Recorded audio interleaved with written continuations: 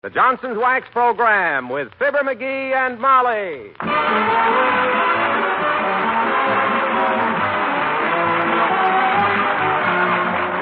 The makers of Johnson's Wax products for home and industry present Fibber McGee and Molly with Bill Thompson, Gail Gordon, Arthur Q. Bryan, Gene Carroll, and me, Harlow Wilcox.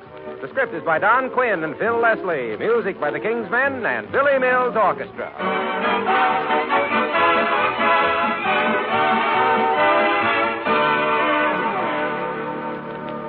When the spring cleaning is over, all your light-painted woodwork will be beautifully clean and shining. Well, that's fine. But then you have the problem of keeping it spotless. Well, if you wash and scrub woodwork too often, you may injure the finish. What's the answer? Why, Johnson's Cream Wax, that newest Johnson wax polish, especially designed for furniture and light woodwork. In addition to wax, this creamy white liquid contains 2 cleansing ingredients, so it cleans and polishes at the same time. Johnson's Cream Wax is so easy to use, needs little rubbing. You just apply it, then polish lightly. Fingerprints and smudges completely disappear. It leaves the surface satin smooth and beautifully waxed and polished. Johnson's Cream Wax gives similar lustrous beauty and wax protection to enameled surfaces like refrigerators, to tabletops, kitchen cabinets, and many other things. You probably already use Johnson's paste and liquid wax. Well, try Johnson's Cream Wax, too. You'll like it.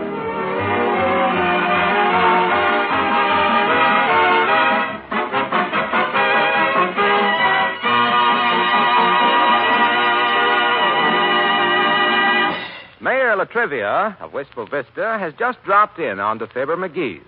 His hostess offered him a cup of tea, and he gratefully accepted, which makes him a good judge of tea. His host offered him a cigar. The mayor refused, which makes him one of those men who know tobacco best. For further details of Wistful Vista society, let us join Fibber McGee and Molly.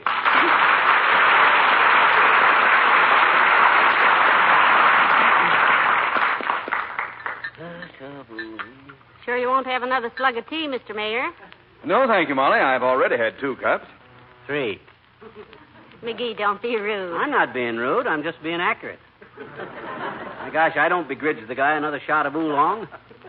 Just dry leaves and hot water, that's all. Go on, kid. Take a 4th cup. No, thank you. I must get back to the city hall. Oh, relax, Retriv. The city hall will still be there when you get back. Even that bunch of run-down ward heels you got working for you won't steal the building. Or will they? Let's just say that they haven't so far. Well, thank you so much, Molly. It's been very, very pleasant. Good of you to drop in, Your Honor. What's all the rush, Latriv? Well, I'm pretty busy today with our traffic campaign, McGee. With your what? What traffic campaign? But didn't you know? No. We're starting to crack down on careless drivers. A very intensive campaign. Oh. Drastic penalties for every violation. Well. We've put so many men on motorcycles, we'll soon have the only bow-legged police force in the country. Isn't that wonderful? Well, it's about time, Latriv. People are beginning to think them white lines down the middle of the pavement are from a leaky milk wagon. Exactly. The only way our fire department can find a hydrant these days is to look behind a parked car. Well, thank you again, Molly, and I'll be running Just along. one more cup, Mr. Mayor. Oh, come on, boy, come on. I'll have Lena bring in some more of them little cookies that you ate almost the whole plate of. Hey, Lena. Oh, Lena. There ain't any more cookies, folks. But I'll run out and get some more, but I'm so dizzy from standing on my head out there in the kitchen that I can't hardly walk. Standing on your head. For exercise, Lena? No, sir, I was making an upside-down cake. Well, the little cookies were very good, Lena. Yeah. Make them yourself, did you? Oh, bless your heart, Mr. Alderman. Mayor, Lena.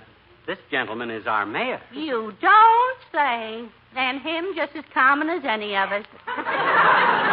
But about them cookies, Mr. Honor, you know, I got them from little Hans Beagleman down at the bakery. He's just the cutest little krauthead you ever saw. And he's just rolling in dough. If they'd quit rolling in it and bake more of it, he'd have more money. Well, if there are no more cookies, I'll be Lena. awfully happy to run up some cinnamon toast, honey. Or, say, how about some horse duvers?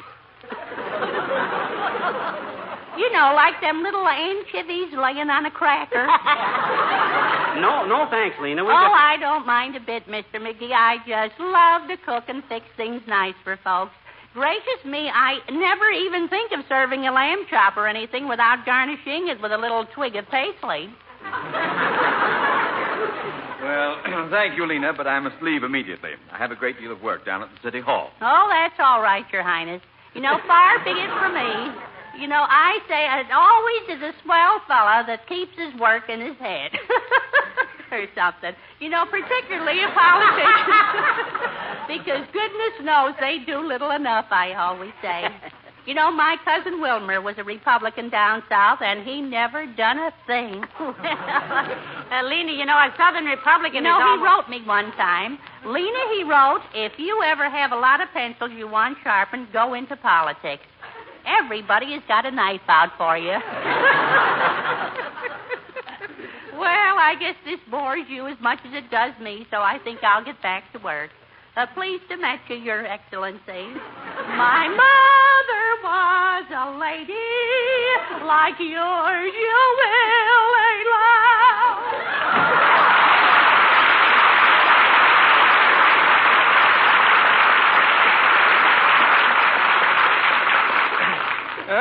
Chummy, isn't she? Yes, but she means all right, Mr. Mayor, and she's a wonderful cook. Yeah, I walked out in the kitchen last week and says, what's that funny smell, Lena? And she says, that's brimstone. I'm making a devil's food cake. So I says, oh, you got to go, Latrivia? Yes. I really must get back and check up on our traffic drive. All I can say is, it's a good thing you're not driving today, McGee. Oh, it is, eh? Why is it so good that I'm not driving, and who says I ain't? Now, McGee, he just meant... I know what he meant. He meant I was bound to get pinched for something. Am I right, Latrivia? Quite. Why, McGee is a wonderful driver, Mr. Mayor. Oh, I'll admit he likes to stop his car next to an officer and tie up traffic for 15 minutes while he pretends he doesn't know how to get to the Elks Club. But that's just playfulness. Yeah, and if you think them cops of yours are going to keep me bottled up in the house today, you're barking up the wrong kettle of fish. That's what you're barking up the wrong. I didn't say that, McGee. I merely said that I... Anyway, McGee, you told me you were going to stay inside today and relax. How can I relax when the police force in this town challenges my constitutional rights? I'd like to see them running board rum-dums pick me up. I know the traffic regulations in this burg as good as they do. Better. Every time I drive downtown, they explain a new one to me. I'm quite familiar with your driving, McGee. I merely wish to state once more that I think you'd be wiser to stay home until this campaign is over. So do I, dearie. You'd have a citation before you got out of your own driveway. How much dough you got that says so? $5. Okay. You just made yourself a little wager, fella. By George, I'll show you what an honest taxpayer can get away with. Hey, Molly, you get the car out of the garage while I get my keys. It is out of the garage, dearie. You didn't put it away when you came back from the drugstore. Oh, I didn't. Well, that saves me some time. Where's my car keys? You left them in the car. That must be the reason. Must be the reason for what, Latrivia? There's a policeman out in front putting a ticket on your windshield. Huh? Leaving your keys in the ignition is a violation in Wistful Vista, you know. Oh. You can just mail me the $5, McGee. Good day, Molly.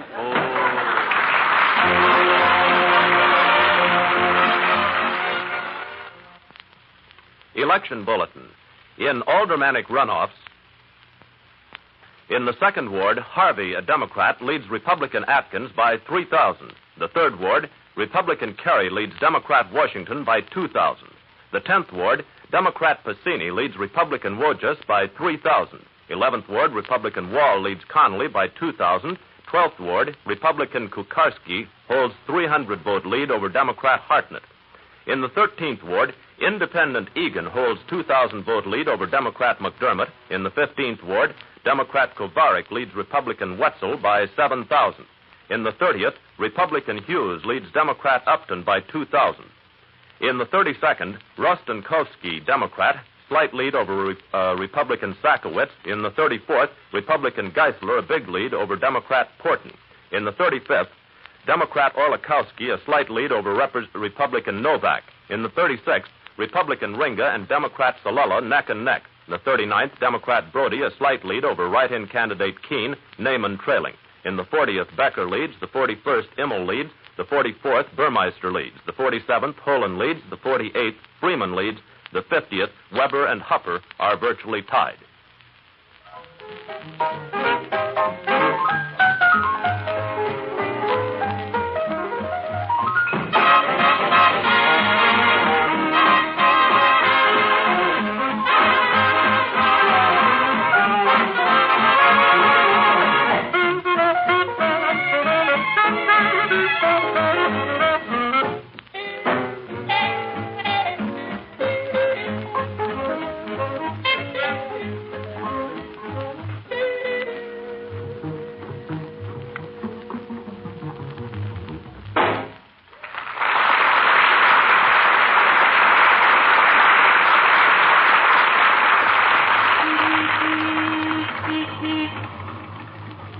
What's the speedometer say, kiddo? I don't dare take my eyes off the road. 13 miles an hour. You're allowed 20 along here, you know. Well, I take no chances with these ticket salesmen. They tagged their own grandmothers today for knitting too fast. Better slow down, dearie. Here's the red light. Oh, dear. Why'd you shut your motor off? Because I'm no fool, that's why. No cop is going to dash up to me and say I didn't come to a full stop. I'll wave the ignition key in his big red puss and dare him to finish it.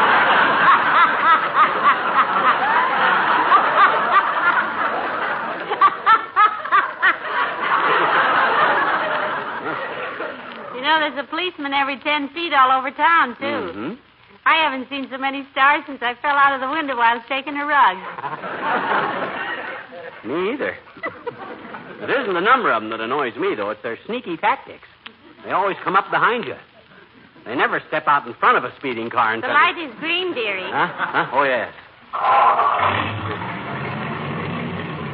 You watch for stoplights for me, Molly. I want to keep my eyes on the road. All right. If any of your friends wave at you, I'll wave back for you. Never mind that. Just concentrate on the road. McGee, look. Isn't that Mr. Wimple standing on the corner? Where? Oh, yeah. I'll pick him up. Heavenly day. Okay, baby. I had my hand out. I'm legal. Hi, Wimp. Hello, Mr. Wimple. Can we give you a lift? Hello, folks. Thank you very much.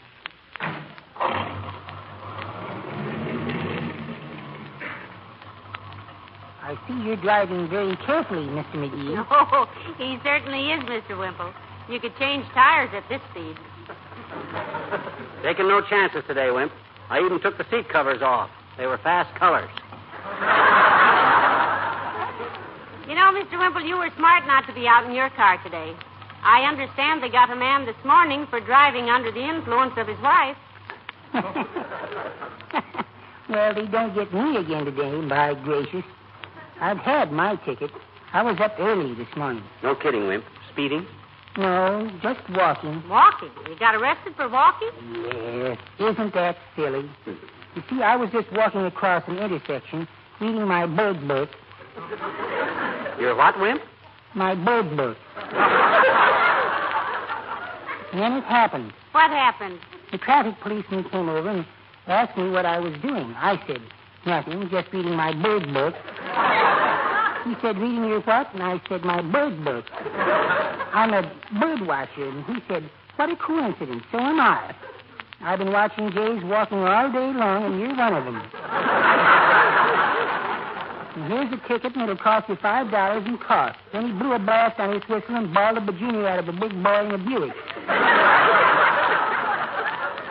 Heavenly days. You see, McGee, they're giving tickets for everything. Well, not to me, they're not. I know my rights and Look rights. out, red light. Oh. Pretty quick stop, eh, Wimp? Hey, where is Wimp? Here I am, Mr. McGee.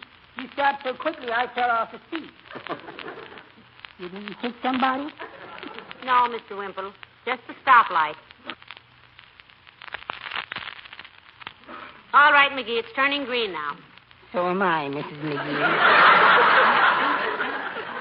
May I get out here? Thank you. Is this where you wanted to go, Wimp? Yes. Wherever it is, this is it. Well, I hope you don't get any citations. Goodbye now. So long, Wimp.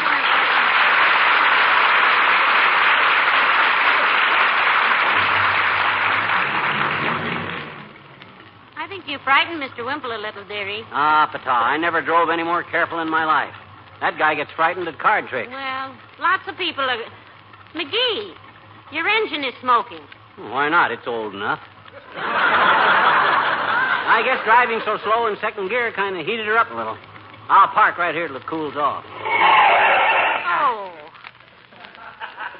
There's a policeman watching you, and he's looking at his watch. I saw the big ox, but don't worry. This is a 10-minute parking zone.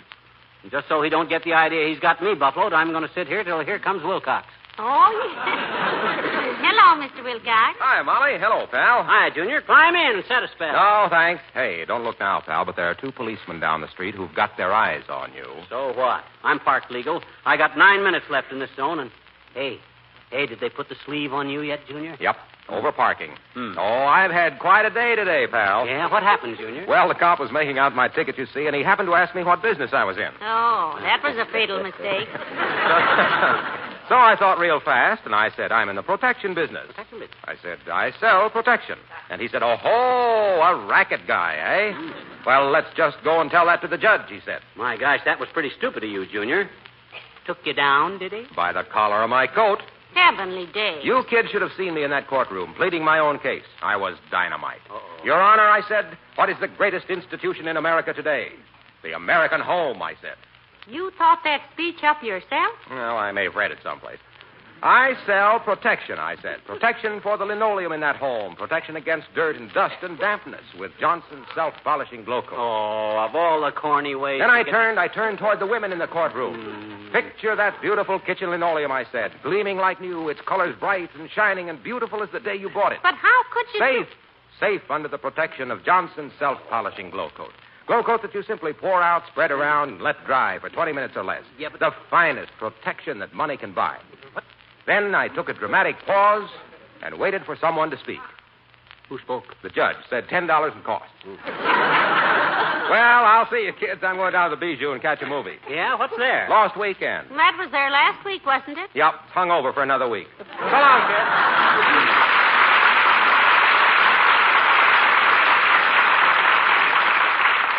What a character. You know, sometimes I think McGee, now look. That's the second time that policeman has gone around the block on his motorcycle. I don't like the way he looks at us. Oh, don't let that worry you, Snooky. I'm legal for 3 minutes yet. Oh, look who's coming. Hi, Doc. Well, Dr. Gamble. Hello, Doctor. Hello, Molly. And what are you doing out on the street in plain sight of all these policemen, Leadfoot? The way you drive, you'll wind up in the pokey with a ball and chain, and I don't mean Molly. For your information, Doctor, the police have been unable to pin anything on me. On account of I'm probably the safest driver in this town, that's why. I've been driving around for an hour and I haven't broke a law yet. No, he hasn't, Doctor, not yet. And the suspense is killing me. How are you making out, or should I ask? As a matter of fact, my dear, they got me. Good. I was handed the first traffic ticket today that I've had since medical school when we drove the new motorized wheelchair through 3 stoplights at 4 a.m. Well, that's too bad, Doctor. What was it for? Well, we usually have 2 or 3 accident cases an hour at the hospital. But this morning, not a one came in. Why, that's wonderful. It was very restful, but I was puzzled. I finally jumped in my car, raced downtown to see what was going on, and got a ticket for speeding. Well, that is a shame. And the cop tells me I'm the kind of guy who fills up our hospitals.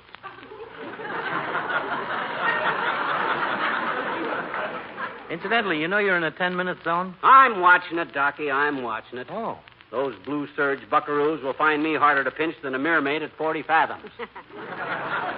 Personally, I wouldn't dare drive today anyway. My driver's license has expired. Oh, it couldn't have, kiddo. You got yours the same day I got mine.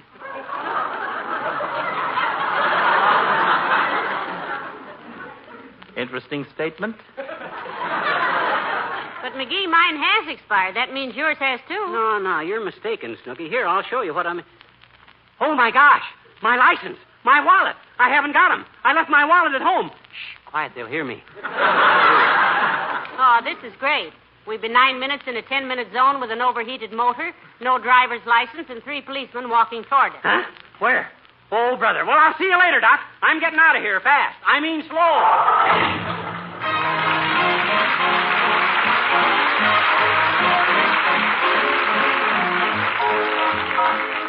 The King Children's Men sing Slow Down.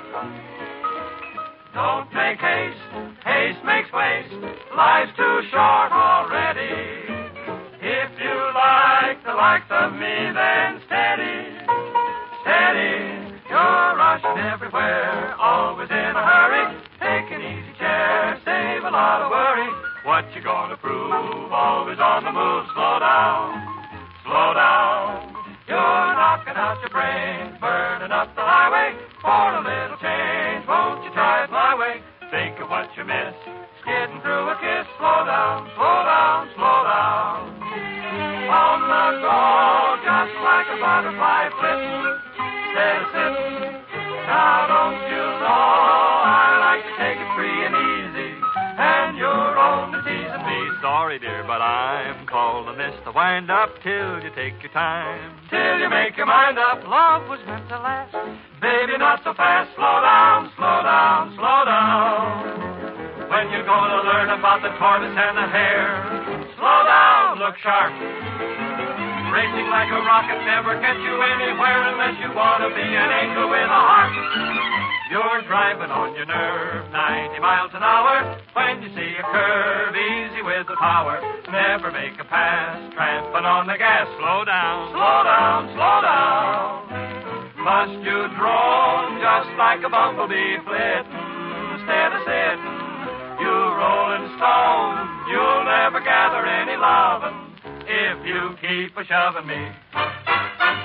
Sorry, dear, but I'm not a speeding demon. Better take your time, do a little dreaming. Love was meant to last, maybe not so fast. Slow down, slow down, slow down, slow down, slow down.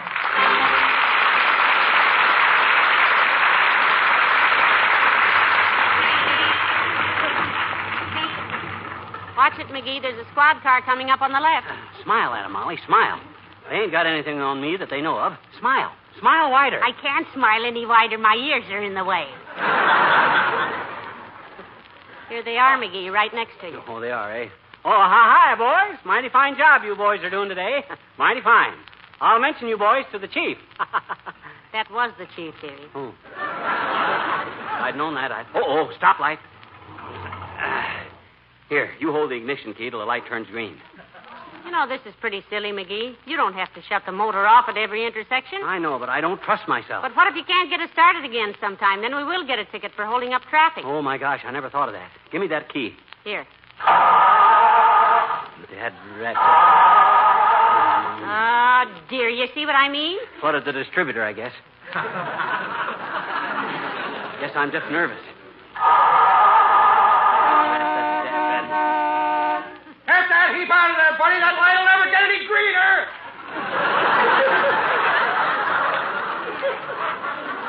Just be patient, sir. I'll be out of here in a moment.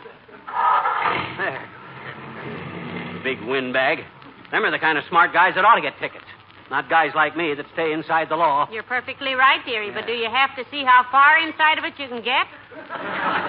We're only doing 7 miles an hour. I know, but I can't afford to get picked up without I got my driver's license on me. If I ever get home without a ticket, I'm going to have that license canceled.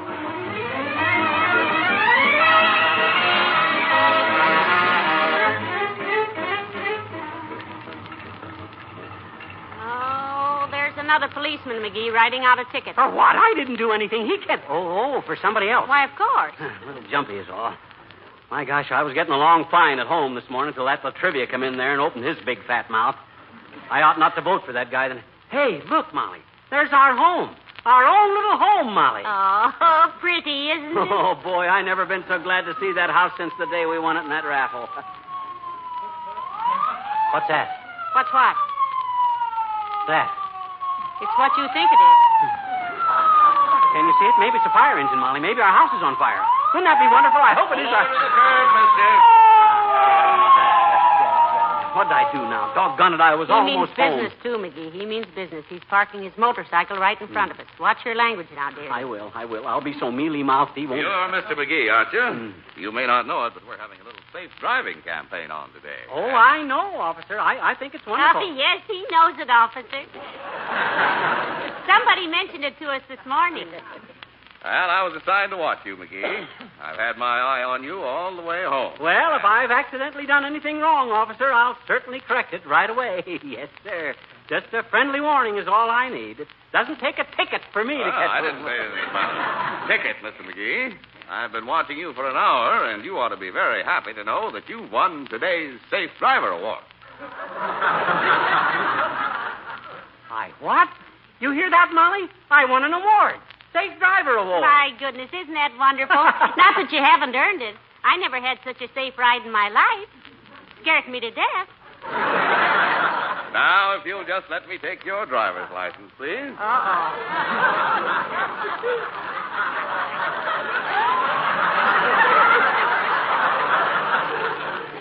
Driver's license? Well, you see, officer, gee whiz, there must be lots of safe drivers to me in this town. Oh, sure there is, sure. Why don't you look around and give it to somebody else, some GI, some serviceman, some...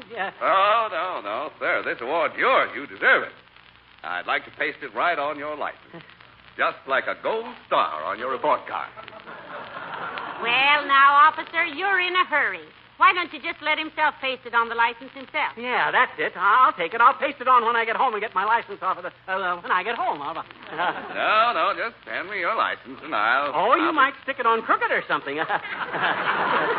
Beautiful seal like that ought to be put on real neat. Ought to press it between a couple of books, maybe, or something. Oh, officer, he's so prissy about things like that. Yeah. You know, he just can't stand things crooked. Well... All right, Mr. McGee, you take it along with you and stick it on yourself. Oh, I will. I certainly will. I'll stick it on myself, right on my forehead. You mean on my license? Okay. Thank you so much, officer. Not at all. Wish we had more like him. Good luck. Well, thanks, mister. Officer. So long. McGee, watch out for his motorcycle. It's right in front of us.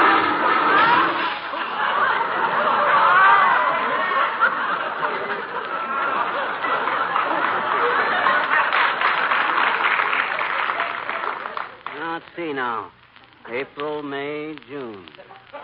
Well, what do you know? I ought to be out in time for the Elks picnic.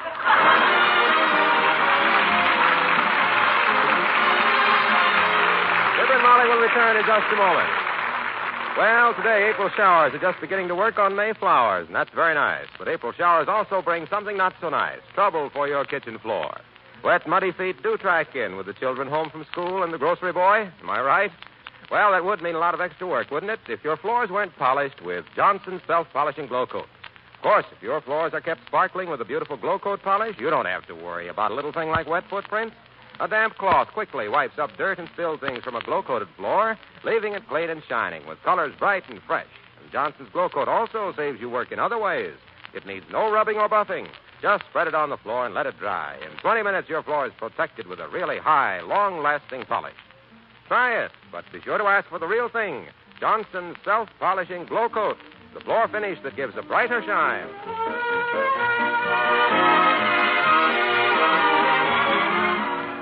So the trivia had quite a talk with the judge about me while I waited, you see. What did he tell the judge? Told him who I was, all about me. Sort of a character reference, you might call it.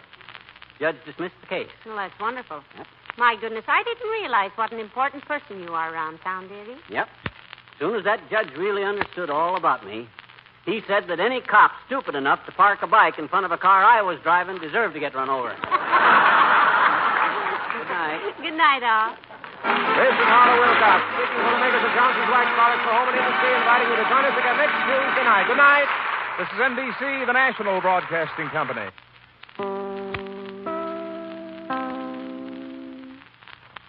Chicago, WMAQ.